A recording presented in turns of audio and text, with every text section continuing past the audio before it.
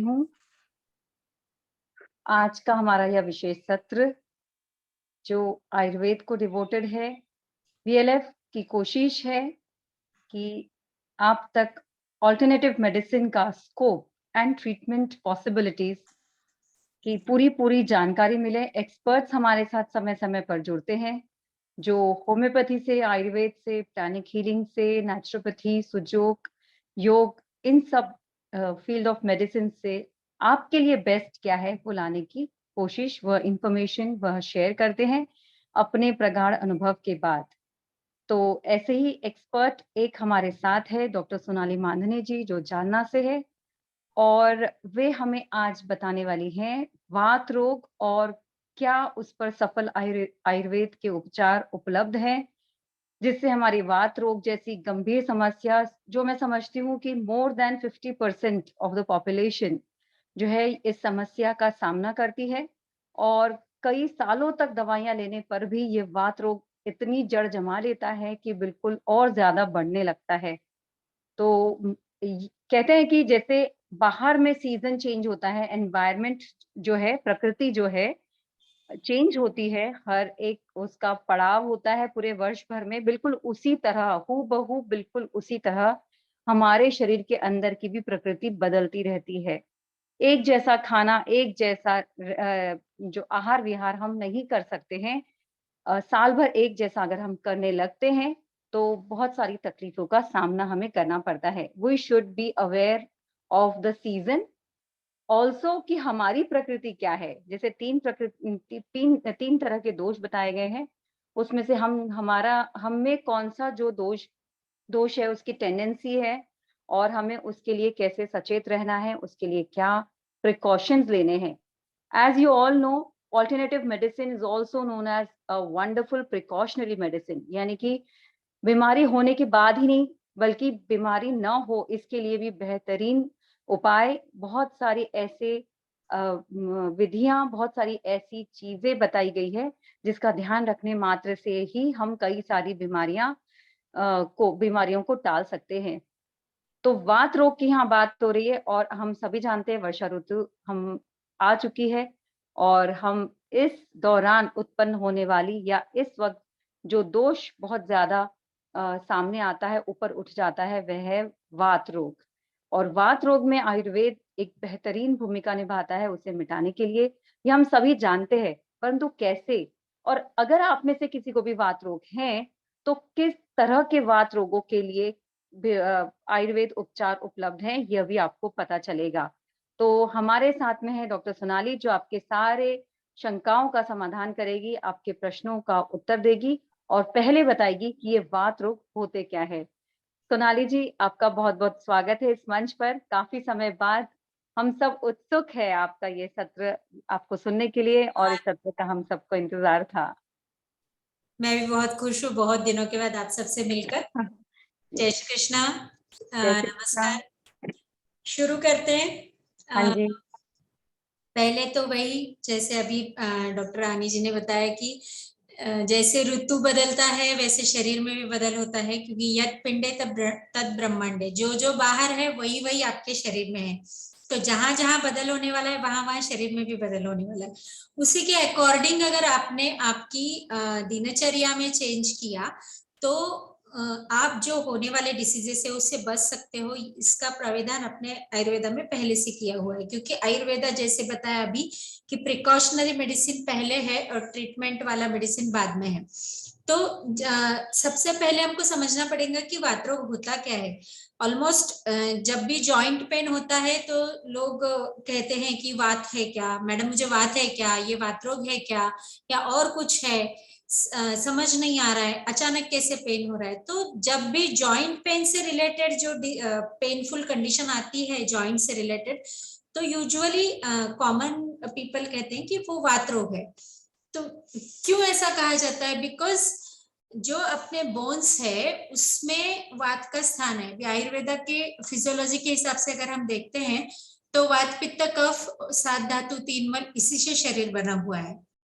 जैसे मॉडर्न के फिजियोलॉजी में बहुत सारी चीजें बताते हैं, बहुत सारा सिस्टम्स ये वो, वैसे आयुर्वेदा में बताया है, लेकिन बेसिक जो उनकी चीजें हैं जो इन 3 चीजों पे फोकस किया है जो दोष है, क्योंकि वो अगर सेम कंडीशन में मतलब इक्विलिब्रियम में रहते हैं तो आपके बॉडी का स्वास्थ्य यानी हेल्थ मेंटेन करके रखते हैं। अगर वो थोड़ा भी डिस्टर्ब होते हैं तो वो बाकी शरीर को भी डिस्टर्ब करते हैं एंड उसके कारण डिसीजेस प्रोड्यूस करते हैं, इसलिए उनका ध्यान रखना सबसे ज्यादा जरूरी होता है। ये वात पित्त कफ में सबसे ज्यादा जरूरी ध्यान रखने का होता है वात का, क्योंकि वात ऐसा दोष है वो खुद तो बिगड़ता है, साथ में पित्त और कफ को भी बिगाड़ के उनको भी अपनी जगह से हटा सकता है।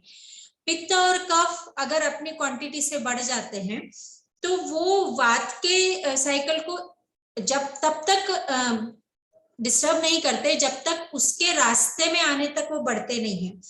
तो इसलिए सबसे ज्यादा मेन जो डिसीज है वो वात है, और जितने भी डिसीजेस होते हैं उसमें वात की भूमिका अहम रहती।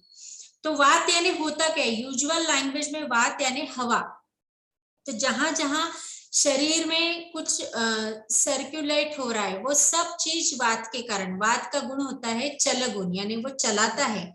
जैसे सृष्टि में हवा सब चीजों को चला रही है, उसी तरह से शरीर में जो वात है वो सब चीजों को चला रहा है। लाइक आपका सर्कुलेशन जो हो रहा है, blood circulation, that is also due to vata, उसके वजह से वो आगे आगे सरकता है। जैसे नदी का पानी बहता है तो वैसा ही जितना भी सर्कुलेशन है बॉडी में हर चीज का, वो वात के कारण है। अभी वात का जो बेसिक स्थान है वो है आपका बड़ा आंतड़ा यानी लार्ज इंटेस्टाइन, उस वहां पे वो प्रोड्यूस होता है, वो जितना वात शरीर में उसको पोषण देता है। जैसे हम लोग खाना खाते हैं तो हम लोग समझते हैं कि समझो आपने खाना खाया है तो अब जब आप उसके खाने में जो विटामिन ए का कंटेंट होगा वो आपके बॉडी में जो विटामिन ए पहले से है उसको बढ़ाएगा। उसी तरह से जो हम खाना खा रहे हैं आयुर्वेद के हिसाब से उसमें से वात पित्त कफ की रोज उत्पत्ति होती है, और वो नॉर्मल नेचुरल उत्पत्ति होती है। तब वो वात जाके आपके शरीर में के वात को पोषण देता है, आपके शरीर में के पित्त को पोषण देता है, आपके शरीर के कफ को पोषण देता है, क्योंकि इन तीनों पे ही आपके शरीर का काम होने वाला है। जो नेचुरल रेगुलर इसमें होगा तो वो कोई चीज को डिस्टर्ब नहीं करते हैं, आपका हेल्थ मेंटेन रहता है। सपोज अगर आपका वात किसी कारणवश, समझो आपने वात बढ़ने वाली चीजें ज्यादा खाई, जैसे वृक्ष यानी एकदम ड्राई चीजें बहुत ज्यादा प्रमाण में, जिसमें बहुत ही कम घी या तेल का कंटेंट है, वैसा वो रिपीटेड आपका ड्राई चीजें खाने में आती है। सेकेंड है शीत, ठंडा, यानी वो बासी भी हो सकता है या आइसक्रीम जैसी भी चीजें हो सकती है। जैसे बहुत ज्यादा चिल्ड वाटर पीते हैं लोग, बहुत ज्यादा ठंडी चीजें खाते हैं, उसके कारण भी वात बढ़ जाता है। तीसरा कारण होता है लघु आहार, यानी अति प्रमाण में डाइटिंग करने वाले, जैसे बहुत ही खाना ही स्किप कर देंगे, कुछ तो खा लेंगे इतना सा उतना सा, या बहुत सीवियर डाइटिंग करते हैं, उनके इसमें भी वात बढ़ने के चांसेस बहुत ज्यादा होते हैं। तीसरा है कि चौथा है इन्वायरमेंट, जैसे अभी वर्षा ऋतु है, वर्षा ऋतु में वात बढ़ने का कॉज ऐसा है क्योंकि वर्षा ऋतु में अग्निमांद्य होता है। अग्निमांद्य यानी आपकी जो पचन शक्ति पड़ जाती है, तो भी हम लोग क्या करते हैं कि हम कमजोर हो रहे हैं ऐसा सोचते हैं, हमारे अग्नि का ध्यान नहीं रखते और खाते हैं बहुत सारी चीजें, अनवांटेड भी खाते हैं, तला हुआ, पकोड़े, ये वो। तो वो जाके क्या करेगा, आपके शरीर में बैठ जाएगा। एंड जब भी कोई चीज आप अगर देखो, खाने की चीज हमने अगर रखी है तो वो सड़ता गलता है और उसमें से स्मेल आती है, तो उसमें से गंदी वात की उत्पत्ति होती है, एंड वो वात आपके शरीर के वात को अनकंट्रोल्ड बढ़ा देता है। ऐसा वर्षा ऋतु में पैथोफिजियोलॉजी होता है।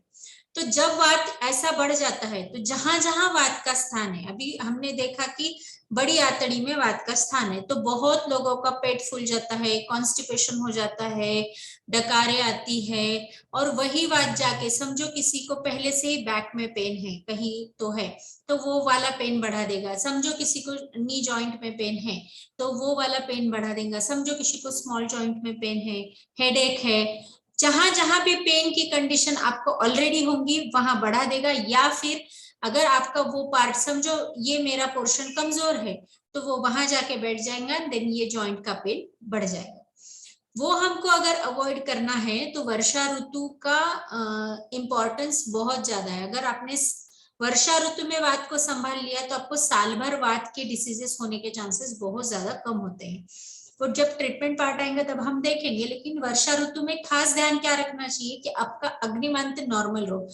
अपने रिलीजन्स में जैसे हिंदू धर्म में है, जैन धर्म में है, कि ये जो वर्षा ऋतु होता है इसमें कुछ नियम बनाए हुए हैं। सारे जो धर्म से रिलेटेड नियम है आपको स्वस्थ रखने के लिए ही बनाए हैं। सिर्फ फर्क इतना है कि आजकल हम उसको कुछ अलग तरीके से देखते हैं, कभी लॉजिकली सोचते हैं और मानते ही नहीं है। लेकिन अगर हम व्यवस्थित तरीके से समझ के लिए उसके पीछे का लॉजिक क्या है तो वो फॉलो करे तो वो अपने लिए बहुत फायदेमंद होता है। अब अग्निमांद्य रहने की वजह से ही जैसे श्रावण महीने में आपको उपवास रखने की गाइडेंस दिया हुआ है, वैसे ही जैन लोग अभी जैसे पर्युषण काल वगैरह होता है तो इसमें अगर हम उपवास रखते हैं, उपवास यानी कैसा कि हम लोग खाना नहीं खा रहे हैं और साबूदाना खा रहे हैं और आलू के चिप्स खा रहे हैं, ऐसा उपवास नहीं होता है। उपवास यानी लंघन, यानी आपको क्या करना है, हाँ आप थ्रू आउट मंथ नहीं कर सकते हो ठीक है, लेकिन आप सपोज आपने आज डिसाइड किया कि मैं आज से लंघन करना शुरू करूंगा, तो आपने सुबह से कुछ ना खाते हुए बार बार थोड़ा सा गुनगुना पानी पीते रहना है। जब आपको एक स्टेज आएगी, मे भी हर एक के प्रकृति के हिसाब से अलग अलग स्टेज आ सकती, अलग अलग टाइम पे आपको भूख लग सकती है। अब समझो मेरी प्रकृति नॉर्मल है, सब कुछ नेचुरल है मेरे अंदर, तो मुझे मेरे ही मतलब 6 घंटे 8 घंटे के टाइम पीरियड में मुझे भूख लग जाएगी। तो तब उस इंसान ने एक लघु आहार लेना है। लघु आहार में क्या क्या आता है, जैसे हम रवे की पेज बच्चों के लिए बनाते हैं, जैसे हम चावल का या गेहूं का लपटा बनाते हैं उस टाइप का, लेकिन एकदम जरा से घी में सेक के लिक्विड या सूप ले सकते हो आप, या दाल का सेमी सॉलिड पानी ले सकते हो आप, उसमें थोड़ा सा नींबू नमक डाल के इस तरह से। और जब सेकेंड टाइम जब आपको भूख लगती है तो आप मूंग की दाल की खिचड़ी खा सकते हैं। जब थर्ड टाइम आपको भूख लगती है यानी सेकेंड डे अगर आपको मॉर्निंग में भूख लगती है तो आप मूंग की खिचड़ी ले सकते हैं। सेकेंड डे इवनिंग में जब भूख लगती है तो आप मूंगर फल का खा सकते हैं। और फिर धीरे धीरे आपका नॉर्मल डाइट पे आपको आना है नेक्स्ट डे से। इस तरह से जब आप लंघन करते हैं तो आपका अग्नि जो दूषित हुआ है या मंद हुआ है वो नॉर्मल हो जाता है। कई लोग ऐसे होते हैं कि जिनको बहुत ज्यादा भूख लगती है, वो कहते हैं कि डॉक्टर आप तो कहते हो अग्निमांद्य होता है और मुझे तो बहुत ज्यादा भूख लगती है। क्यों? तो उनकी प्रकृति पित्त की होती है। पित्तज अग्निमांद्य जो होता है ना उसमें तीक्ष्ण अग्नि रहता है। उन्होंने भी थोड़ा सा ट्रिकीली उसको मैनेज करना चाहिए कि जब भी आपको भूख लगती है तो आप हल्का आहार लेंगे। ऐसे नहीं कि आप 4 चपाती और बहुत सारा मीठा ऐसा खा लोगे, ऐसा नहीं, लेकिन आप जैसे लौकी का सूप लोगे, आप जैसा खिचड़ी लोगे, इसको ही थोड़ा सा अलग तरीके से साड़ी की लाया फुटाने, इस तरह से हल्का आहार अगर आप लेते रहोगे, उसमें अग्नि में डालते रहोगे तो वो भी नॉर्मल आ जाता है। 2 तरह के अग्निमांद्य होते हैं। अगर आपने इसको अभी कंट्रोल कर लिया तो जो बढ़ने वाला वात है वो रुक जाएगा, और जो वात व्याधि बढ़ने वाले हैं उसको भी आप कंट्रोल में कर सकते हो। ये एक प्रिवेंटिव मेजर हो गया वर्षा ऋतु के लिए।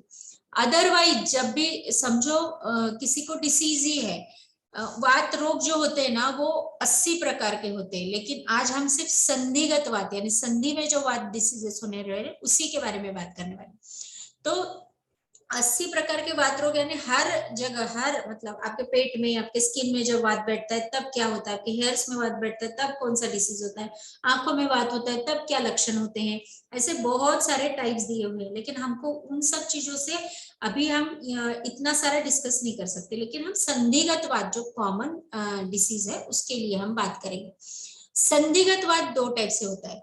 एक क्षय यानी जो डिजनरेटिव अर्थराइटिस हम बोलते हैं उसको। क्षय यानी जो एज वाइज धीरे धीरे आपके बोन्स का डेंसिटी जो होता है, यानी आपके बोन का अंदर जो घनता होती है वो धीरे धीरे कम होती है, या फिर आपके बोन्स का जो, जैसे जॉइंट में 2 बोन्स जुड़े हुए रहते हैं तो उनका जो कार्टिलेज होता है यानी बाहर उनको एक एक्स्ट्रा लाइट बोन का एक लेयर होता है सो दैट वो एक दूसरे से घर्षण ना करे, तो घिस जाने के कारण ये जो बोन्स है वो आपस में घर्षण करने के कारण पेन, स्वेलिंग, ये लक्षण दिखते हैं।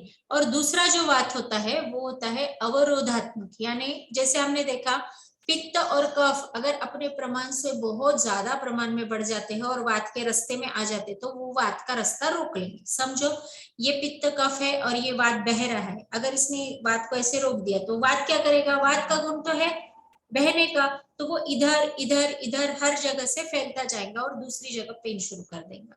जब तक हम इसको कम नहीं करेंगे, ये इसका रास्ता सीधा नहीं आएगा, तब तक वात ठीक नहीं होगा। और क्षय में क्या होगा कि हमको जो वात कम हो गया है, सॉरी वात बढ़ गया है जिसके कारण वो सब घिस रहा है, उसको आपको कम करना है। दोनों ही कंडीशन में वात बढ़े हुए ही रहने वाले हैं। तो हमको सिर्फ वात वृद्धि का जो चिकित्सा है, ट्रीटमेंट है, वो समझना है। बहुत ज्यादा डिटेल में आपको समझ में नहीं आएगा, शास्त्रोक्त भाषा भी नहीं समझेगी, इसलिए मैं सिंपल से सिंपल बताने की कोशिश कर रही हूँ। तो जैसा यूजुअली ज्यादा से ज्यादा वात का जो हम क्षय, हम डीजनरेटिव अर्थराइटिस ही आज देखेंगे। तो यूजुअली जो डीजनरेशन होता है उसके कॉजेस अगर हम देखें तो आयुर्वेदा के हिसाब से तो वात वृद्धि ये एक ही मेजर कॉज है। दूसरा एलोपैथी के हिसाब से देखें तो विटामिन डी की कमी है, विटामिन सी की कमी है, सॉरी कैल्शियम की कमी है, और इस्ट्रोजन की कमी है। फीमेल्स में इस्ट्रोजन हार्मोन की कमी की वजह से भी ऑस्टियोपोरोसिस यानी डेंसिटी कम होते जाती है। तो ये बहुत सारे कॉजेस है जो एज वाइज, मतलब समझो पेरी मेनोपॉजल यानी बिफोर मेनोपॉज का जो एज होता है फीमेल्स का, उसमें एस्ट्रोजन धीरे धीरे कम होता है और उसके कारण ऑस्टियोपोरोटिक चेंजेस शुरू हो जाते हैं। फीमेल्स में सबसे ज्यादा प्रोन होता है, मतलब 4 Fs रहते हैं, फीमेल 40, फर्टिलिटी जब कम होती है तब। तो ऐसा ये फीमेल्स जो होती है ना वो प्रोन होती है, इसलिए ज्यादा अर्थराइटिक चेंजेस फीमेल्स में आते हैं। बाकी मेजर कॉजेस क्या होते हैं कि हम लोग ध्यान नहीं रखते हैं, रेगुलर एक्सरसाइजेस नहीं करते हैं, रेगुलर डाइट का ध्यान नहीं रखते हैं, न्यूट्रिशन प्रॉपर नहीं होता है, उसके कारण भी डिजेनरेटिव अर्थराइटिस जल्दी जल्दी स्टार्ट होते हैं। और क्या कॉजेस है कि बहुत सारे मेडिसिन और बहुत सारे डिसीजेस जैसे ओबेसिटी होती है, मतलब बहुत ज्यादा वेट अगर है बहुत दिनों से तो भी अर्थराइटिस जल्दी स्टार्ट हो जाता है। तो इन सब कारणों को आपको अगर पहले से ही अवॉइड करने आया तो आप ऑस्टियोपोरोसिस को भी इजीली रोक सकते हो। जो अभी 30s में है या उन लोगों के लिए ये ज्यादा यूजफुल चीज है कि उन्होंने अभी से अगर उनका ध्यान रखा तो वो ऑस्टियोपोरोसिस को काफी हद तक रोक सकते हैं। डिपेंड करता है कि हम क्या क्या फॉलो करते हैं, और बहुत सारी चीजें अलग भी हो सकती है। हर प्रकृति के हिसाब से मैं जो अभी बता रही हूँ वो सबको मैच भी नहीं कर सकती है, तो आपको थोड़ा सा डॉक्टर का कंसल्टेशन भी लेना पड़ सकता है। बट स्टिल मैं एक कॉमन जो फैक्टर्स है उसके बारे में बताऊंगी। अभी हमने कॉजेस देख लिए। सबसे पहला लक्षण क्या होता है वात बढ़ने का? एक तो सबसे पहला लक्षण होता है पेन, क्योंकि वात का गुण ही है पेन देना। अलग अलग टाइप के पेन, चुभने जैसा पेन, खिंचने जैसा पेन, दबाने जैसा पेन, हर टाइप का पेन जो होता है वो वात के बिना हो ही नहीं सकता। और वात का रुक्ष और शीत गुण जब बढ़ता है तभी सबसे ज्यादा पेन होता है। तो ये जो पेन होता है, उसके बाद में जॉइंट में ना एक स्पेसिफिक संस्कृत टर्मिनोलॉजी है, वातपूर्ण द्रुति स्पर्श। वातपूर्ण द्रुति यानी पहले पानी जो है ना थैलियों में ठंडा करने के लिए रखा जाता था, तो वो जब पानी से भरती थी तो फुग्गे जैसे हो जाती थी ऐसे, तो वो वातपूर्ण द्रुति स्पर्श यानी जब वात से ऐसी थैली भर जाएगी, यानी एक ही जगह पे बहुत जगह स्वेलिंग, अगर आप उसको दबाओगे तो आपको लगेगा कि उसके अंदर हवा है, ऐसा नी जॉइंट में लक्षण दिखता है। तो ये वातपूर्ण द्रुति स्पर्श।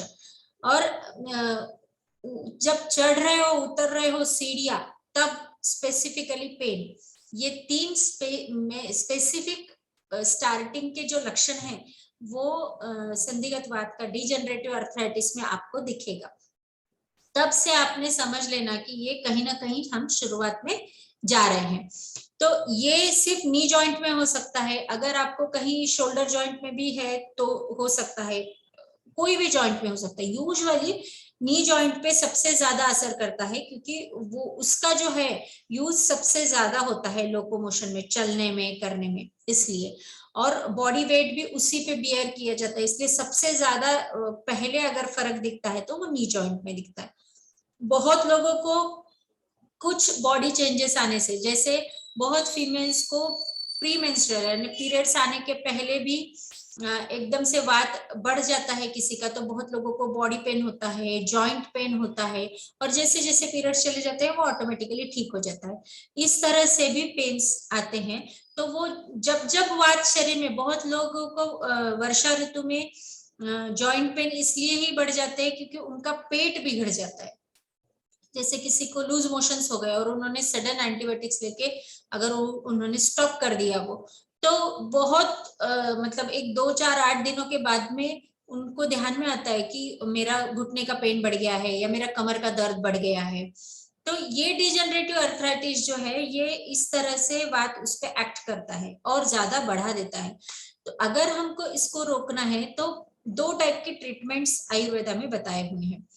एक तो होता है मेडिसिनल ट्रीटमेंट, यानी ओरल मेडिसिन। जैसे समझो आप प्राइमरी स्टेज में हो, फर्स्ट अर्लियर स्टेज में हो, जैसे पहली बार आपको ये ध्यान में आया एंड आपने तुरंत कंसल्ट किया, तो उसमें सिर्फ मेडिसिन लेके भी आप उसको क्योर कर सकते हो।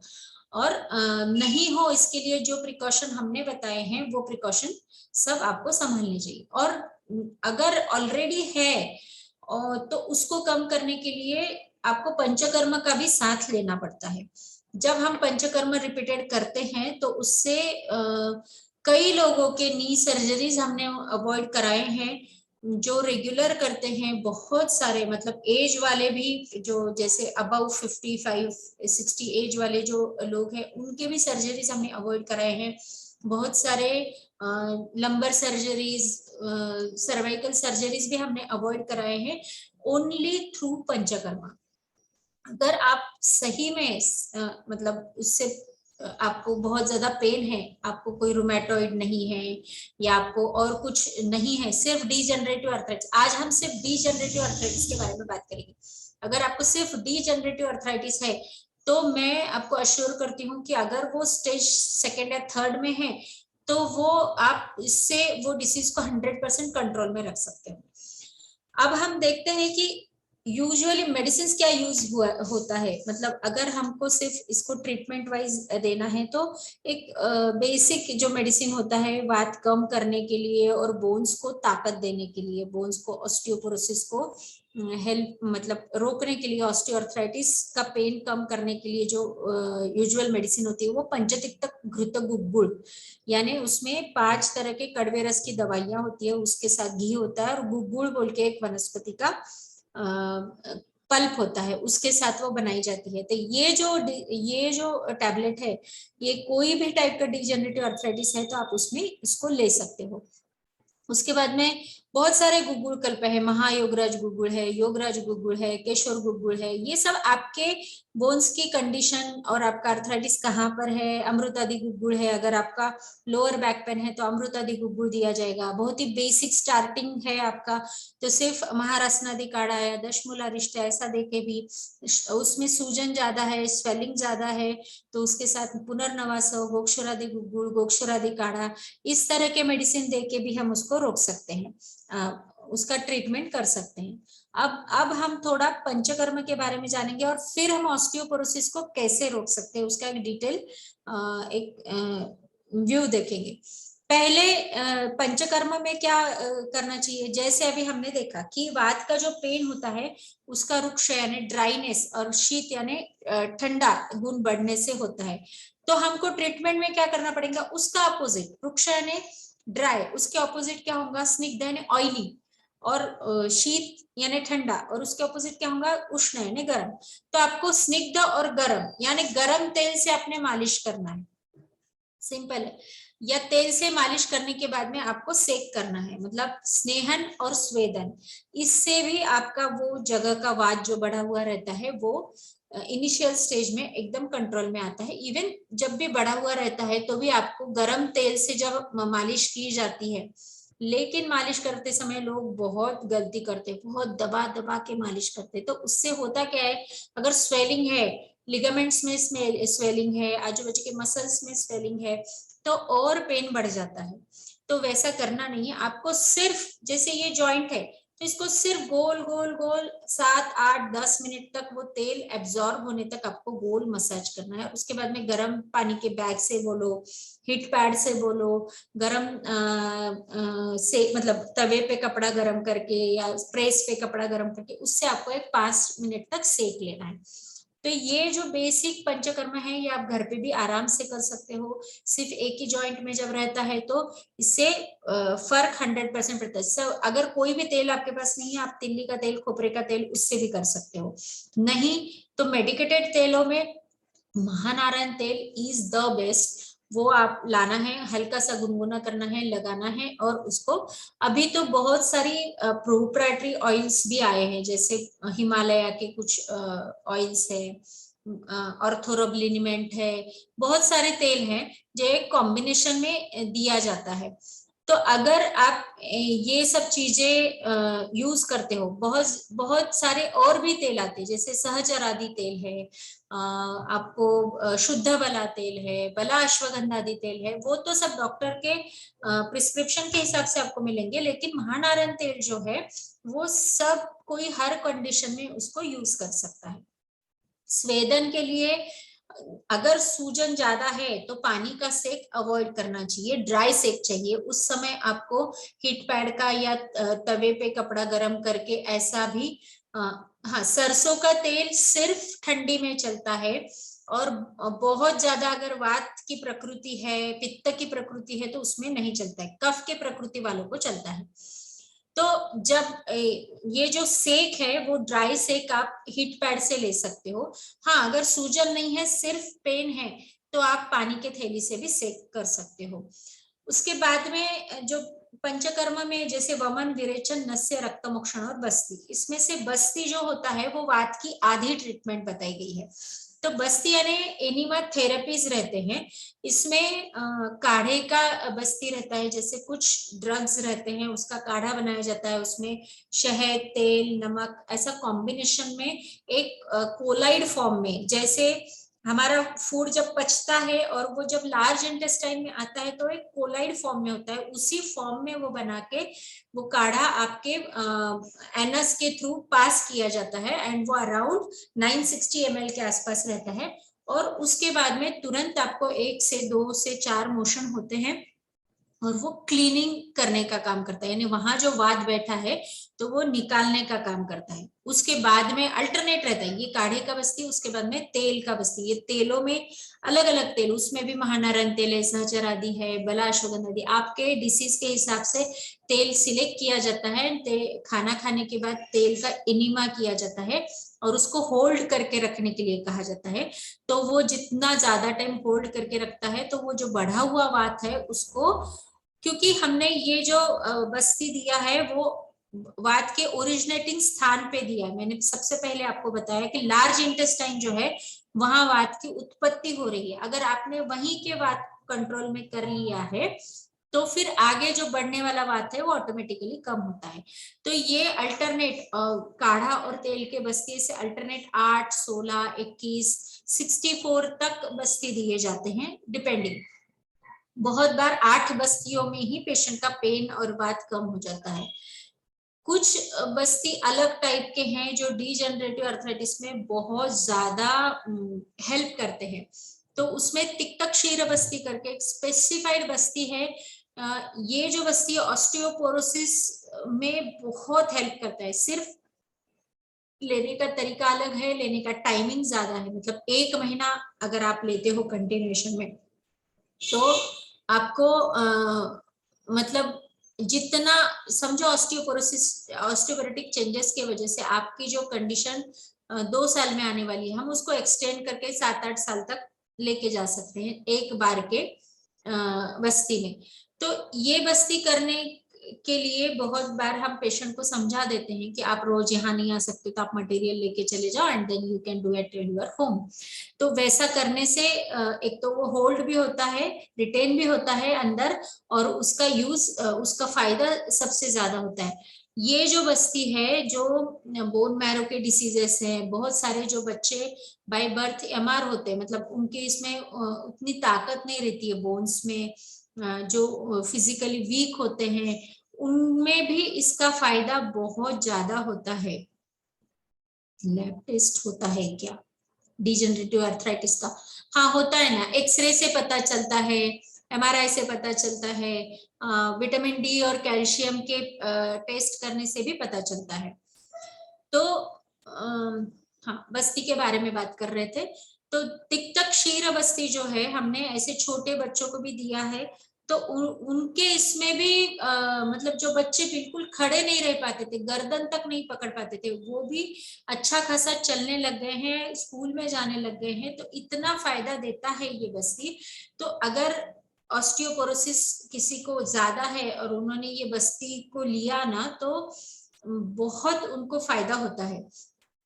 और उसके बाद में लोकल बस्ती यानी जानू बस्ती, कटी बस्ती, मन्या बस्ती, यानी हमने एक वीडियो भी पहले भेजा था, मैं देखूंगी फिर से आपको वो जानू बस्ती का वीडियो भेजूंगी कैसे किया जाता है। तो जानू बस्ती भी या मन्या बस्ती, समझो आपको L4 L5 L5 S1 ऐसा कुछ डिजनरेशन है, वहां पे कोई डिस्क ये हो गया है, नर्व कॉम्प्रेशन हो रहा है, तो उसमें आजू बाजू में वो आटे की पाय बना के उसके अंदर एक नॉर्मल टेम्परेचर का जो सहन होता है उतना एक तेल छोड़ा जाता है, तेल भी कॉम्बिनेशन वाला होता है। उसी तरह से घुटने के आजू बाजू में भी किया जाता है, उसी तरह से गर्दन में भी कर सकते हैं हम, शोल्डर में भी कर सकते हैं। बहुत बार हार्ट का जो वॉल का डिसीज होता है उसमें भी, पल्विलर हार्ट डिसीज में इसमें भी हार्ट पे हृदय बस्ती भी किया जाता है। आज तो हम सिर्फ जानू बस्ती और मन्या बस्ती और कटी बस्ती के बारे में बात करेंगे। तो ये जो बस्ती होता है ना, इसको सिर्फ टेम्परेचर मेंटेन करना पड़ता है। जैसे हमने ये किया, डाला, तो वो तेल ठंडा हो जाता है, 2 चम्मच तेल निकालना है, 2 चम्मच गर्म डालना है, सेम टेम्परेचर मेंटेन करते हुए आपको 35 मिनट का 40 मिनट का बस्ती रोज करना है। इसमें ये भी अगर आपने 1 महीना कर लिया तो आपके जॉइंट का जो लाइफ है वो बहुत बढ़ जाता है। एक टाइप का सर्विसिंग है ये, मतलब ऑयलिंग जैसे हम गाड़ी को करते हैं वैसा ही वो ऑयलिंग करने का काम करता है। जो कार्टिलेजेस घसने की वजह से, या हम जैसा बोलते हैं फैट पैड चला गया है, तो उसको सपोर्ट करता है, और टेंडन्स और मसल्स को और लिगामेंट्स को भी सपोर्ट करता है, जिसकी वजह से आपके जॉइंट का जो पेन और उसकी जो लाइफ है, क्वालिटी जो है वो सुधर जाती है। तो ऐसा ही इसके वजह से ये जो लोकल बस्तियां हैं, मतलब जानू बस्ती, कटी बस्ती, मन्या बस्ती, इससे सर्जरीज भी हमने अवॉइड की है। हमारे पास डाटा भी है, मैं आपके साथ शेयर भी करूंगी। और नॉन इन्वेजिव प्रोसीजर, यानी आपको ओरली भी आपने कुछ नहीं देना चाहा तो भी लोकल ये करके भी आप इसको डिसीज को रोक सकते हैं। तो आगे जैसे पंचकर्म में आता है कि अग्निकर्म एक ट्रीटमेंट होता है, यानी जैसे एक शलाका होती है पंचधातु की, चांदी की, या बस्ती मतलब तेल की धार डालकर मालिश करना नहीं, बस्ती मतलब एनिमा थेरेपी होती है। और जो लोकल जानू बस्ती होता है उसमें धार नहीं डाली जाती है, डायरेक्टली तेल छोड़ा जाता है अंदर। हम अग्निकर्म की बात कर रहे थे, कोई एक जॉइंट में अगर बहुत सीवियर पेन है तो इमरजेंसी में हम वो अग्निकर्म बोलकर ट्रीटमेंट करते हैं। या बहुत ज्यादा स्वेलिंग है, रेडनेस है, बर्निंग टाइप का पेन है, तो उसमें हम रक्तमोक्षण भी करते हैं, हम लीच भी लगाते हैं, या लोकल वहां के वेन से भी ब्लड निकाला जाता है, जिससे सडन पेन रिलीफ होता है। तो अग्निकर्म में क्या होता है, एक शलाका होती है, शलाका यानी डंडी होती है, पंचधातु की, तांबे की, सोने की, चांदी की, अलग अलग धातुओं की बनाई जाती है। तो उसको हम रेड हॉट रेड करते हैं, मतलब एकदम गर्म कर लेते हैं, एंड देन बहुत पिन पॉइंट जहां सबसे ज्यादा पेन है उसको डिटेक्ट करके वहां पे वो किया जाता है। उसके साथ में विद्या कर्म भी करते हैं। उसमें एक सुई को ऐसे चुभा के उसको पीछे से गर्म किया जाता है। तो ये जो छोटी छोटी प्रोसीजर्स है ये इमरजेंसी मेडिसिन जैसा काम करती है। लाइक अगर किसी का घुटना बहुत जाम हो गया है एंड वो चल ही नहीं पा रहा है अचानक से, तो उसमें ये वाला करने से तुरंत उसको रिलीफ मिल जाता है। डिपेंड करता है कंडीशन क्या है। तो ये भी पंचकर्म उसमें किए जाते हैं। उसके बाद में विरेचन करके लघु विरेचन भी दिया जाता है, यानी विरेचन यानी मोशन को मतलब मोशन पास कराए जाते हैं। तो उसके लिए मैं थोड़ा क्वेश्चंस को बाद में आंसर करती हूँ क्योंकि फिर वो मेरा कंटिन्यूटी जा रहा है। थोड़ी देर में मैं आपको सबको आंसर करूंगी। विरेचन जो है लघु विरेचन है, यानी जैसे माइल्ड लैक्सेटिव्स देके हम उसको निकालते हैं। यानी वात का जो गति होता है अपान वायु की गति, यानी नीचे 5 प्रकार के वात शरीर में है, अपान, व्यान, उदान, समान और प्राण। प्राण वायु की गति अंदर जा रही है, अपान वायु की गति नीचे जा रही है, उदान वायु की गति बाहर जा रही है, व्यान वायु सब जगह घूम रहा है। ऐसे अलग अलग उनकी गतियां हैं। तो सबकी गति नॉर्मल लाने के लिए विरेचन कराना इज द बेस्ट ट्रीटमेंट। तो इसमें करना क्या है, आपको सिर्फ कैस्टर ऑयल लेना है। मैं जैसे पेशेंट को बताती हूँ कि आप सिर्फ मंगलवार और शनिवार ऐसे 15-15 ml शाम को कैस्टर ऑयल गर्म पानी में या दूध में ले लो, जिससे आपका 1-2 ही मोशन होते हैं, बहुत ज्यादा तो कुछ होते नहीं है। और उससे क्या होता है ना, जो स्टोर्ड वात पित्त रहते हैं वो धीरे धीरे ड्रेन होना शुरू हो जाते हैं। हफ्ते में 2 बार ऐसा लघु विरेचन लेते हैं आप, तो वो ड्रेन हो गए तो स्टोर ही नहीं होंगे। स्टोर अगर बढ़े ही नहीं अपने क्वांटिटी में तो डिसीजेस भी पैदा नहीं करेंगे। तो ये लघु विरेचन बहुत फायदेमंद रहता है। बहुत बार प्राइमरी जो डिसीज में आते हैं पेशेंट, उनको ये मेडिसिन के साथ में तुरंत लघु विरेचन करा दिए तो उसी से उनको फर्क पड़ जाता है। तो लघु विरेचन करना भी सभी के लिए फायदेमंद है। बहुत लोगों को कॉन्स्टिपेशन रहता है, तो अगर उन्होंने ऐसे हफ्ते में 2 बार कैस्टर ऑयल लिया है 15 से 20 ml, तो उनको वो कॉन्स्टिपेशन रिलीव होता है। मतलब उसको उनको किसी चीज पे डिपेंडेंसी नहीं आती है, ऑटोमेटिकली उनका मोशन जो टाइप रहता है वो नॉर्मल हो जाता है कुछ दिनों में। इस तरह से हम पंचकर्म की मदद से ये डिसीज का ट्रीटमेंट कर सकते हैं। अब हमने जो बेसिक ये इसमें डाला था कि ऑस्टियोपोरोसिस को हम कैसे रोक सकते हैं। तो जितने कॉजेस हमने ऑस्टियोपोरोसिस के देखे, जैसे एस्ट्रोजन की कमी होती है प्री मेनोपॉजल स्टेज में, उसमें सबसे ज्यादा डीजनरेटिव अर्थराइटिस बढ़ते हैं। तो एस्ट्रोजन बढ़ाने के लिए शतावरी जैसा ड्रग है जो आपने लिया, तो आपके बाकी भी हार्मोनल इम्बैलेंसेस को बैलेंस करेंगी, तो मेनोपॉज में भी आपको कुछ तकलीफ नहीं होने वाली है। तो जैसे ही आप 40s में जाते हो और आपको थोड़ा भी डीजनरेटिव अर्थराइटिस स्टार्ट होता है, तो कुछ दिनों तक 2 महीने तक आप सिर्फ शतावरी की गोलियां भी आती है या शतावरी का पाउडर भी आता है। शतावरी कल्प में शुगर होता है जिससे वेट गेन होता है, लेकिन पाउडर या गोली अगर अर्ली मॉर्निंग आपने सिर्फ शुरू किया तो भी आपको उसका फायदा होता है और डीजनरेटिव अर्थराइटिस आप रोक सकते हो। दूसरा है विटामिन डी की कमी के कारण बहुत ज्यादा प्रमाण में आपने जबकि हम बहुत ज्यादा हॉट इन्वायरमेंट में रहने वाले लोग हैं, लेकिन आजकल हम धूप को अपने करीब भी नहीं आने देते। हम लोग बहुत सेफ साइड में रहते हैं, कंटिन्यूअस एसी में रहते हैं, कूलर्स में रहते हैं, हमारी सहन शक्ति ऊपर के ऊपर कम हो रही। इनफैक्ट हमने हमारे यहाँ इतना बड़ा सोर्स अवेलेबल है तो हमने उसको यूज करना चाहिए। तो थोड़ा सा ऑयल लगा के, कोकोनट ऑयल लगा के आप थोड़ा धूप में बैठेंगे ना, तो टैनिंग भी नहीं होता है और वो तेल के कारण विटामिन डी एब्जॉर्ब होने में हेल्प होती है। लेकिन उसके साथ बाकी भी जैसे बॉडी में भी उसको एब्सॉर्प्शन के लिए कैल्शियम, फास्फोरस और ये सारी चीजें आपको जरूरत होती है उसकी, तो उसका भी आपके बॉडी में प्रॉपर प्रमाण होना चाहिए, न्यूट्रिशन प्रॉपर जाना चाहिए।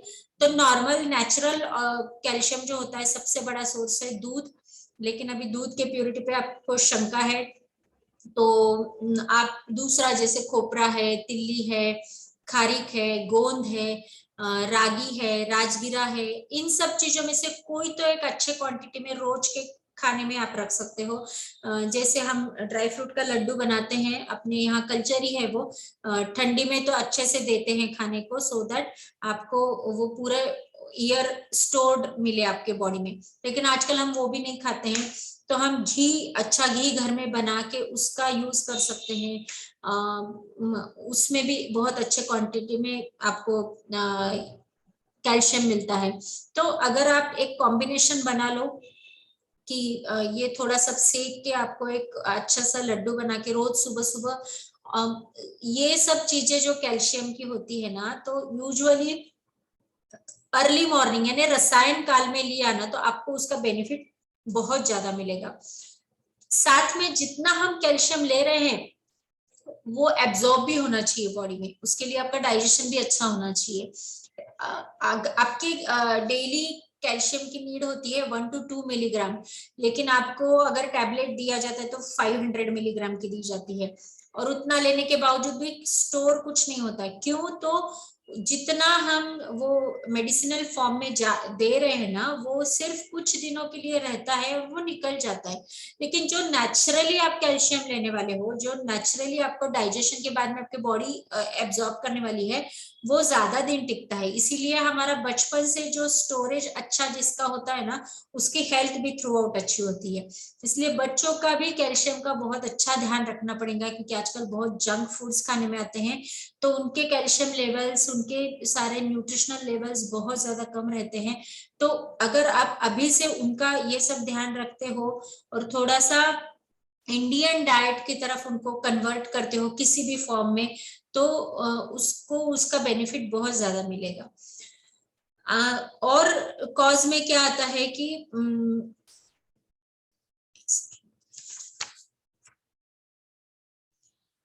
आयुर्वेदा के हिसाब से जैसे वात वृद्धि हमने देखा है, तो वात वृद्धि कम रखने के लिए स्नेहन अच्छा होना चाहिए बॉडी में। वो एक्सटर्नल स्नेहन जैसे हमने अभी देखा तेल से मसाज करना है, तो इंटरनल स्नेहन भी अच्छा होना चाहिए। इंटरनल स्नेहन यानी बहुत सारा तेल ले लिए, तेल की चीजें खा रहे हो, बहुत सारी घी की चीजें खा रहे हो, दैट इज नॉट ट्रू। लेकिन कुछ क्वांटिटी में स्नेहन आपके बॉडी में रहना चाहिए, और वो फायदे वाला स्नेहन होना चाहिए। कुछ भी कोई भी तेल उठा रहे हो, पाम तेल में तली हुई चीजें खा रहे हो, तो वो कोई फायदा नहीं देता। हाँ, लेकिन एक अच्छा कॉम्बिनेशन वाला या डबल ट्रिपल फिल्टर जैसा शेंगदाना तेल होता है, वो आप ले सकते हो। कभी तिल्ली का तेल ले सकते हो, कभी करडी का तेल, कच्ची घानी का तेल। लेकिन कच्ची घानी का तेल भी हम लोग 3 महीने तक ही फ्रेश ही यूज करना है, वो हम यूज कर सकते हैं, जो कम से कम क्वांटिटी में भी आपको ज्यादा से ज्यादा फायदा देती है। उसके साथ में अगर गाय का घी प्योर आपको मिलता है या आप बनाते हो, या गाय का घी नहीं मिल रहा है लेकिन घर में आपका बनाया हुआ संस्कारित घी अगर है आपके पास, तो आप वो 1 से 2 या 3 चम्मच तक आप डेली ले सकते हो। जिसमें डिजेनरेटिव अर्थराइटिस ज्यादा है, जैसे 60 के एज वाले लोग होते हैं और अर्थराइटिस बहुत ज्यादा है और उनको बाकी कोई बीमारियां नहीं है, तो वो लोग 4 चम्मच तक भी घी ले सकते हैं। तो स्नेहन प्रॉपर होना चाहिए। इसमें आप स्नेहन अलग टाइप से भी ले सकते हो, जैसे ऑयली सीड्स का कंजम्पशन से भी ले सकते हो। तिल्ली है, शेंगदाना है, आपका बाकी अभी तो बहुत सारे सीड्स अवेलेबल है, जितने भी खरबूजे के, इसके उसके, हर सीड्स में जो ऑयली सीड्स है वो आप, जवस है, तो वो एक कॉम्बिनेशन बना के भी आप, जैसे वही रसायन काल में उसको अच्छे से चबा लेते हो, थोड़ा सा आंवला उसके साथ ले लेते हो, तो आपके हेयर्स और स्किन के लिए भी वो फायदेमंद रहता है और आपके बोन्स के लिए भी फायदेमंद। ऐसा कुछ भी नहीं करना चाहते हो तो आप 2 चम्मच खोपरे का, ऑर्गेनिक खोपरे का तेल भी आप सुबह सुबह दूध या चाय जो भी ले रहे हो उसके साथ भी आप ले सकते हो, तो उससे भी अच्छा स्नेहन होता है। तो 40 के एज में जैसे हम जाते हैं, तो हर महीने, हर 6 महीने में 1 महीना तो भी ऐसे ऑयलिंग आपके बॉडी को देना चाहिए। मतलब ये जैसे हम गाड़ी का सर्विसिंग करा रहे हैं, वैसे आपके बॉडी को भी सर्विसिंग की जरूरत होती है, वैसे ये ऑयल आपको फायदेमंद होता है। अगर आपको, और एक्सेसिव डाइटिंग करने के बजाय आप थोड़ा सा डाइट पैटर्न चेंज करके भी इसको रोक सकते हो। बहुत लोग एक्सट्रीम डाइट करते हैं, बहुत वेट लॉस करते हैं, देन सब कुछ छोड़ देते हैं। तो उसमें भी बहुत ज्यादा डिजनरेशन होता है। तो वैसा नहीं करना है, एक बैलेंस डाइट लेके आप एक्सरसाइज करके उसको मेंटेन कर सकते हो। एक्सरसाइज भी ऑस्टियोपोरोसिस रोकने में बहुत फायदेमंद रहता है। जितना आप बोन्स को अच्छे से एक्सरसाइज करके मेंटेन रखते हो, वो अपने आप ही बॉडी को आपके मांग लेता है जो जो चीज उसको नीडेड रहती है। और एक्सरसाइज ऐसे नहीं कि 1 महीना बहुत ज्यादा किया फिर कुछ भी नहीं किया, 4 दिन बहुत कर रहे हैं, बहुत ज्यादा ये कर रहे हैं, ऐसा नहीं। थोड़ा सा बैलेंस्ड एक्सरसाइज और ऋतु और आपकी कैपेसिटी, आपकी प्रकृति देख के एक्सरसाइज करना चाहिए। जैसे ठंडी के दिनों में आपके शक्ति से आधा पौना आप एक्सरसाइज कर सकते हो। मतलब समझो आपकी कैपेसिटी है बहुत फिजिकल वर्क करने की, तो आप फुल एक्सरसाइज कर सकते हो। लेकिन वही आपको गर्मी में कुछ भी एक्सरसाइज करने के लिए नहीं कहा गया है आयुर्वेदा में। लेकिन वो किसके लिए, जो मेहनत करने वाले लोग हैं, जो धूप में काम करने वाले लोग हैं।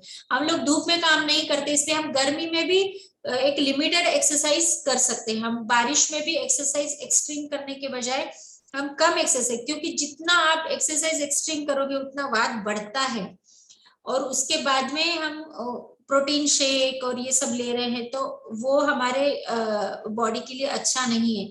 उसके बदले आप अगर आप एक्सरसाइज बहुत एक्सट्रीम कर रहे हो, तो आते बराबर 1 कप गर्म दूध में 1 से 1.5 चम्मच घी डाल के अगर आपको लेते हो तो आप प्रोटीन से भी ज्यादा उसका फायदा भी होता है और वात भी बढ़ता नहीं है, तो आपको स्ट्रेंथ ही ज्यादा मिलने वाली है। तो इस तरह से भी आप कर सकते हैं। अभी ये एक्सरसाइज में कुछ टाइप का भी एक्सरसाइज हो सकता है, जैसे आप वॉकिंग कर सकते हो, सूर्य नमस्कार कर सकते हो, कुछ योगा कर सकते हो। लेकिन ये slow and steady and consistent होना चाहिए। आज कर लिए कल नहीं, ऐसे नहीं। बहुत लोग जिम जाते हैं तो 2 महीने बहुत ज्यादा करते हैं और उसके बाद में सब छोड़ देते हैं।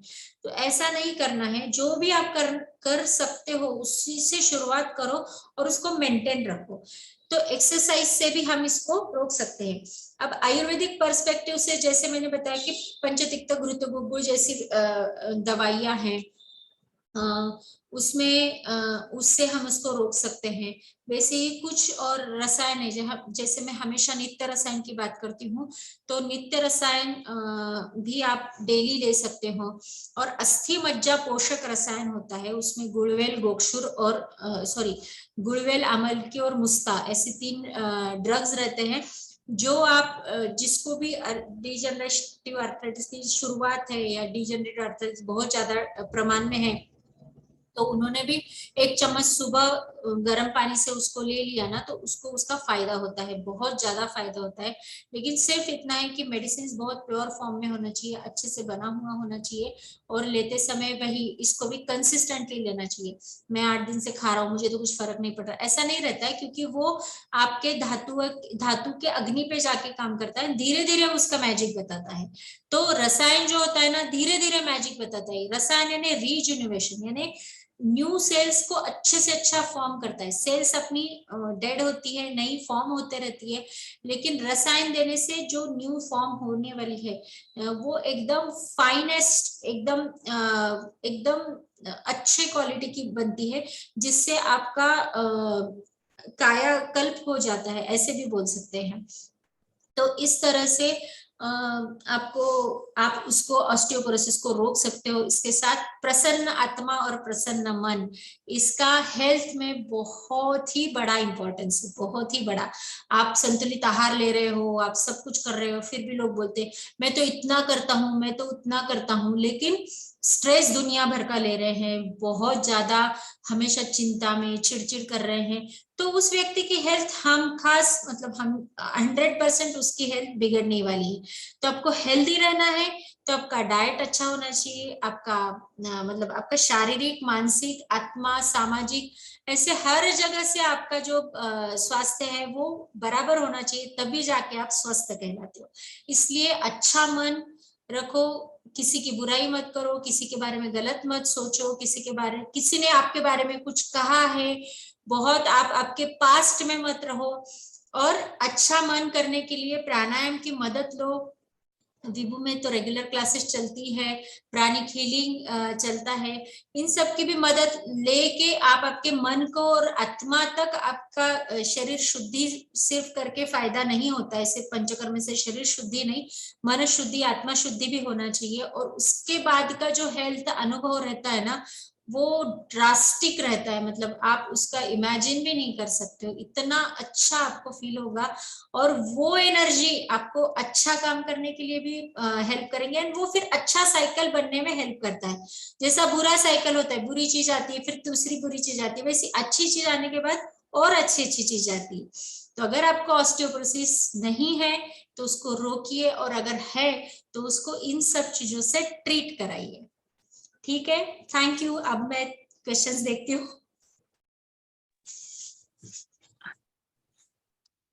वंडरफुल दीदी, थैंक यू सो मच। बहुत ही बेहतरीन ऐसे आयुर्वेदिक सूत्र, ऐसे मंत्र हमें आज पता चले हैं आपसे, एक एक्सपर्ट से। मैं आशा करती हूँ, मुझे पूरा विश्वास है यहाँ ऑडियंस जो है 100 के ऊपर ऑडियंस जुड़ी है, तो वो जरूर से इन उपायों का और इन सलाह का जरूर से आप फॉलो करें, और इसके रिजल्ट जो है वो आप शेयर करें।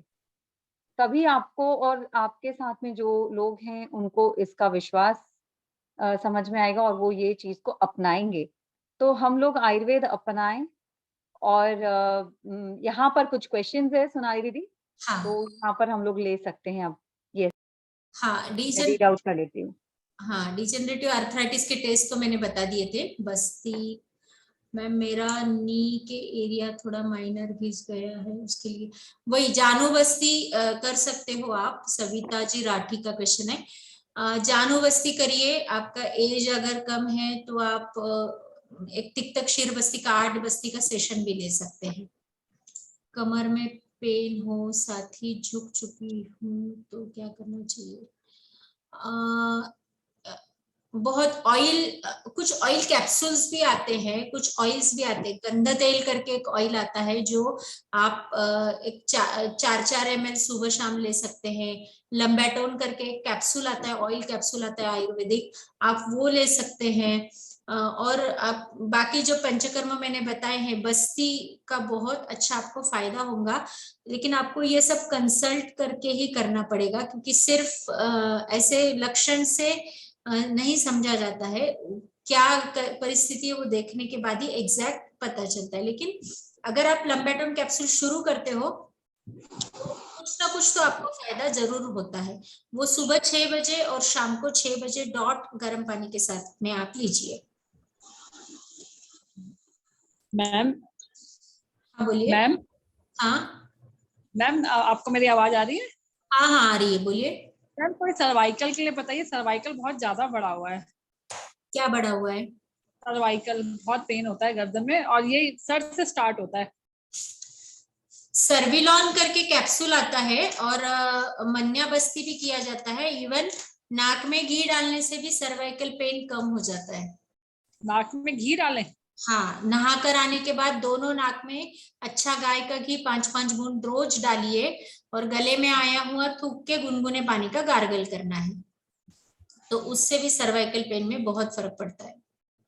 तो ये अगर जैसे सर सिकाई वगैरह कर सकते हैं वहां पे, जैसे सर के बैक साइड है, जैसे स्टार्टिंग होती है वहां से हो रहा है। कर सकते हैं, ऑयल लगा के सिकाई कर सकते हैं। Thank you. हाँ, thank you ma'am, thank you ma'am. मुझे ऊपर बैक पेन बहुत होता है, ऊपर बैक पेन। अच्छा, आप ऑयल मसाज एंड स्टीम करिए 8 दिन रेगुलर, तो बहुत बार मस्कुलर पेन भी होता है, वो भी निकल जाएगा। लघु विरेचन कितने दिन करें? लघु विरेचन अगर आप हफ्ते में 2 दिन कर रहे हो तो आप 1 महीना, 2 महीना, 6 महीने तक भी आप कंटिन्यू कर सकते हो, कोई इश्यू नहीं है। Where can I get this treatment? Ayurvedic panchakarma centre पे आप जाकर पूछ सकते हो, क्योंकि मैं तो जालना रहती हूँ, आप नागपुर से हो तो आप वहां जाके किसी से भी कंसल्ट करके आप करवा सकते हो। इवन कॉलेजेस भी है आयुर्वेदिक, वहां भी करवा सकते हो। आफ्टर मोशन अगेन गैस हो जाता है, ऑलवेज फील्स कॉन्स्टिपेशन। अच्छा, तो आप एक बस्ती का कोर्स कराइए मैडम, उससे आपको फर्क पड़ जाता है। Thank you very much. में घी मॉर्निंग में या नाइट में? दोनों टाइम ले सकते हैं। नाइट में अगर बहुत लेट नाइट सोते हो आप तो नहीं लेना चाहिए। अगर मॉर्निंग में भी आप ब्रेकफास्ट नहीं करते हो तो ही लेना चाहिए, क्योंकि उसको उतना टाइम देना पड़ता है। और अगर आप एक्सरसाइज रेगुलर करते हो तो उसके बाद में भी आप ले सकते हो। Thank you. पिगमेंटेशन ज्यादा है, क्या करना चाहिए? पिगमेंटेशन के लिए बहुत सारे अलग अलग ट्रीटमेंट्स है। धूप से बचना चाहिए, लीश लगा सकते हैं, जायफल वगैरह का लेप लगा सकते हैं, कुमकुम आदि तेल का रोज लेप लगा सकते हैं रात में। आंवला पाउडर खाइए विटामिन सी के हिसाब से, तो उससे भी आपको फर्क पड़ेगा। लक्षादि गुग्गू आर्थराइटिस में ले सकते क्या? हाँ ले सकते हैं। जिसका कार्टिलेज बहुत ज्यादा घिस गया है उसको भी लक्षादि गुग्गू दिया जाता है। आबादी गुग्गुड़ है, लक्षादि गुग्गुड़ है, बहुत सारे गुग्गुड़ है, तो सबके इसके हिसाब से दिया जाता है। वांग आ रहा है तो ये बहुत बार हार्मोनल रहता है। धूप से सिर्फ बचना चाहिए, धूप से जितना बचोगे उतना वो बढ़ेगा नहीं। एंड हार्मोनल पिल्स वगैरह नहीं खाना चाहिए, उससे बढ़ जाता है। वही अभी जो मैंने बताया वो सब आप कर सकते हो। Thank you. To grow calcium what to give to children? तिल्ली का लड्डू, कभी ये मिक्स वाला लड्डू, दूध दीजिए, घी दीजिए, बहुत सारे सीड्स दे सकते हैं, राजगिरा, रागी, जितने भी मैंने कैल्शियम रिच सोर्सेज बताए हैं, और भी बहुत सारे सोर्सेस है, तो उसमें से कोई ना कोई चीज तो भी डेली आपके फूड में होना चाहिए। तो वो आपको सेंड योर कॉन्टेक्ट डिटेल्स, हम भेज दें। Thank you. डेली क्या, डेली डाइट में क्या क्या खाना चाहिए फॉर व्हाट? स्नेहन अच्छा होना चाहिए, वो आप सीड्स के रूप में भी ले सकते हैं, आप थोड़ा बहुत घी के रूप में भी ले सकते हैं। और वात ना बढ़े इसके लिए ड्राई चीजें नहीं खाना है, बहुत ज्यादा बेकरी फूड नहीं रहना चाहिए, बहुत ही ज्यादा ठंडी चीजें, चिल्ड वाटर वगैरह नहीं पीना चाहिए, ये सब चीजें अवॉइड करनी चाहिए। To grow calcium what to give to?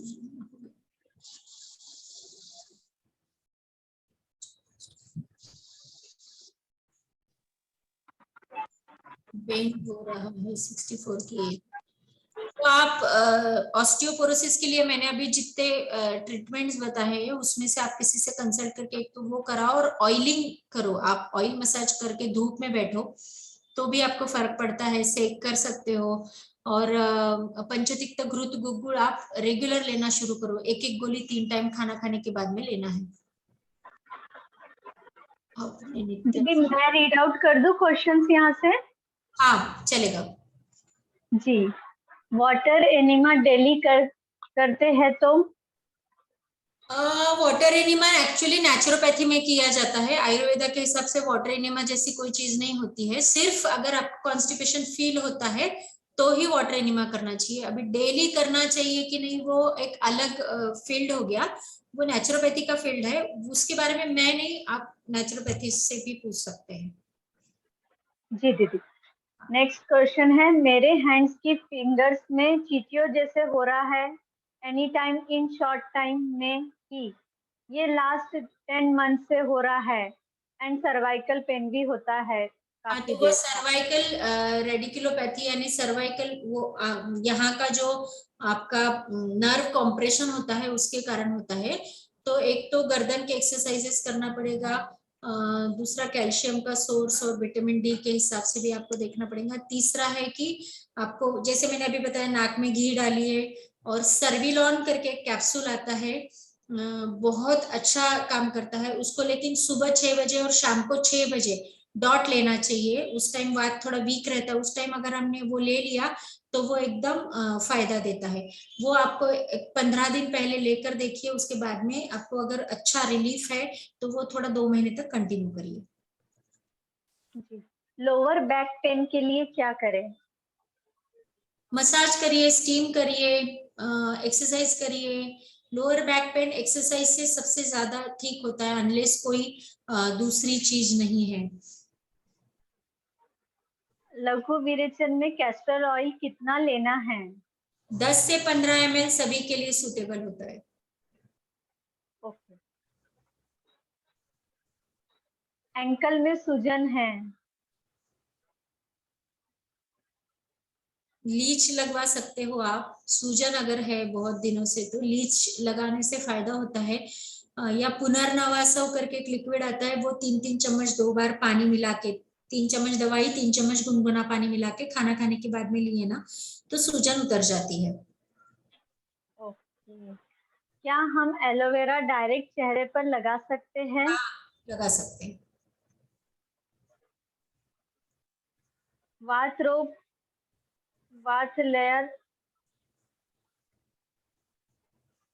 वात रोग वाढल्यावर दाताच्या हिरड्या दुखतात का? टाचाच्या हिरड्या दुखतात का? हिरड्या दुखतात का? मराठी में लिखा है। नहीं समझा नहीं है मुझे, 1 मिनट। मीन्स वात रोग बढ़ने से टीथ के उधर भी पेन होता है। हिरड्या दाताच्या हिरड्या। जी दीदी। युजली नाही, खरं तर हिरड्या दुखण्याचं कारण जनरली तिथे जर काही पस फॉर्मेशन झालं असेल, जनरली पित्त वाढण्याच्या मुळे हिरड्या दुखू शकतात, लूज झाल्यामुळे हिरड्या दुखू शकतात। तर तुम्ही ते G32 म्हणून एक पावडर येतं किंवा तुरटी पूर्ण पाणी आटून घ्या तुरटीचं आणि त्याची पावडर करून ठेवा आणि तोंड धुतल्यानंतर ते लावून ठेवा 5-10 मिनिटं। त्याच्यामुळे ते हिरड्यातली की घाण जी असेल ती पण निघून जाईल आणि टाईट होतील, त्याच्यामुळे ते दुखणार नाही। How to use vitamin E capsules? Vitamin E capsules. E, yes. Vitamin E तो आप ओरली भी ले सकते हो, चेहरे को लगाना है तो आप उसको प्रिक करके दूसरे तेल में मिला के मसाज कर लो, हेयर्स में ऑयल्स में लगा सकते हो, कैसे भी यूज कर सकते हो। मेरा हाथ फ्रैक्चर हुआ था तो कंधे में बहुत दर्द होता है। तो अभी ठीक है, मतलब अब फ्रैक्चर ठीक हो गया होगा तो आप उसको बोन को सपोर्टिव, आप ये जैसे पंचतिक्त घृत गुग्गुल है या जैसे अस्थि मज्जा पोषक मैंने रसायन बताया ना, वो आप ले सकते हो। आम वात पूरी तरह से ठीक हो सकता है क्या? आम वात कितने दिनों का डिसीज है उस पे डिपेंड करता है, वो पूरी तरह से ठीक होगा कि नहीं। बहुत अर्लियर स्टेज में अगर वो शुरुआत हुई है और आपने ट्रीटमेंट शुरू किया है तो बहुत बार ठीक हो जाता है, और नहीं बहुत दिनों का अगर डिसीज है तो हम उसको सिर्फ कंट्रोल में रख सकते हैं। ऑयल मसाज करके स्टीम बाथ ले सकते हैं क्या? हाँ ले सकते हैं। हेयर फॉल के लिए क्या करें? बहुत लंबा सेशन होगा हेयर फॉल का, सिर्फ एक चीज से हेयर फॉल रुकता ही नहीं है कभी भी, सिर्फ न्यूट्रिशन अच्छा होना चाहिए। जब बोन्स में डीजनरेशन है ना तो बहुत बार ऐसे ही हेयर फॉल होता है। तब आपको जो हम बोन्स डीजनरेशन कम करने के लिए जैसे विटामिन डी बोल रहे हैं, कैल्शियम बोल रहे हैं, वो जो हम बोल रहे हैं वो हेयर फॉल में भी आपको फायदा देता है। और दूसरा है कि ऐसे न्यूट्रिशन कमी रहती है, डैंड्रफ हो सकता है, बहुत सारी चीजें हो सकती है, हार्मोनल हेयर फॉल हो सकता है, पीसीओडी अगर है तो एक चीज बोलूंगी मैं तो उससे फर्क नहीं पड़ेगा, लेकिन एटलीस्ट ऑयलिंग अच्छे से करो, मसाज करो, कुछ हेयर पैक्स है जैसे आंवला है, त्रिफला है, ज्येष्ठमध है, ये चीजें मिला के आप रेगुलर हेयर पैक जैसा यूज करो स्कैल्प में, और 20 मिनट्स के बाद में धो लो। बहुत हार्श शैम्पूज रोज मत यूज करो, डायरेक्टली शैम्पूज मत लगाओ, धूप से बचो और कैल्शियम रिच सोर्स लेते रहो तो ठीक हो जाता है हेयर फॉल। आंखों के सामने चींटियां आती है तो उसके लिए क्या करें? आंखों के सामने? हाँ ऐसे ही लिखा है यहाँ। उसका भी कॉज बहुत हो सकता है, हीमोग्लोबिन अगर कम है तो भी होता है।